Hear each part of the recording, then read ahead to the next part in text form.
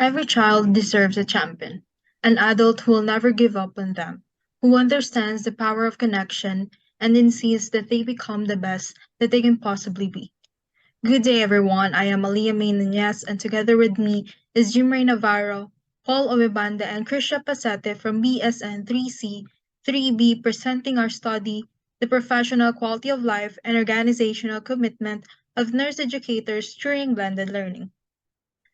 The study aims to identify the level of professional quality of life, protocol, and organizational commitment (OC) of nurse educators during blended learning in relation to their demographic characteristics. The result of this study revealed the factors that contributed to the affecting the nurse educator's professional quality of life and organizational commitment. The College of Nursing Administrators can take those in consideration when implementing and improving their academic system.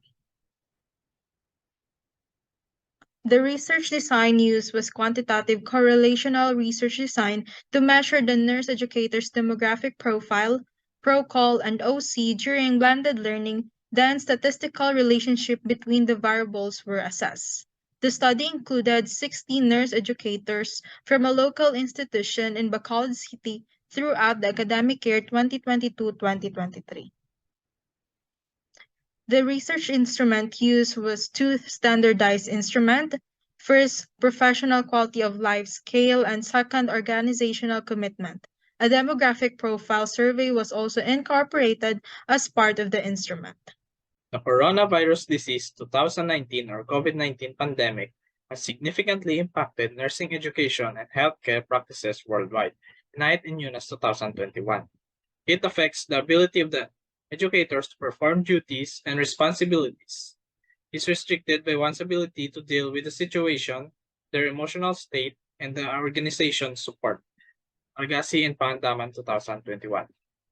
Blended learning is an emerging trend in higher education that involves combining in-person instruction with asynchronous online learning. Engelberting et al. 2021. The professional quality of life describes both the good and the bad feelings a person has while working as a helper. Elsha 5, 2018. Organizational commitment refers to the attitudinal perspective that refers to the psychological attachment or affective commitment formed by an employee in relation in their identification and involvement with the respective organization. Porter et al. 1974. The lack of local studies on nurse educators' professional quality of life and organizational commitment during blended learning was the topic of investigation. In the conduct of the study, the participants will be asked to fill out the informed consent form in order to ensure that participation in the research is voluntary and that they are given the right to withdraw their participation at any time. Records and information confidentiality must be protected and kept out of the hands of anybody who would exploit it for their own advantage. Therefore, the participants were provided a short description of what the study was all about and the questionnaire. Principles of justice are shown in the study by allowing the participants to have a platform to express their concerns and appreciation towards the institutions that they are currently teaching with full anonymity. The principles of non-maleficence is observed by refraining from intentionally harming the participants. Likewise, veracity was observed throughout the conduct of the study by being open to any information concerning the study.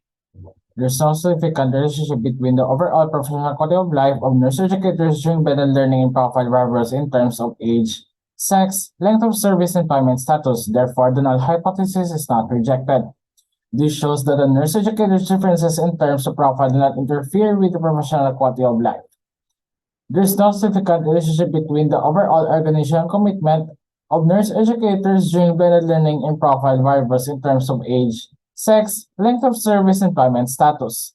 Therefore, the null hypothesis is not rejected.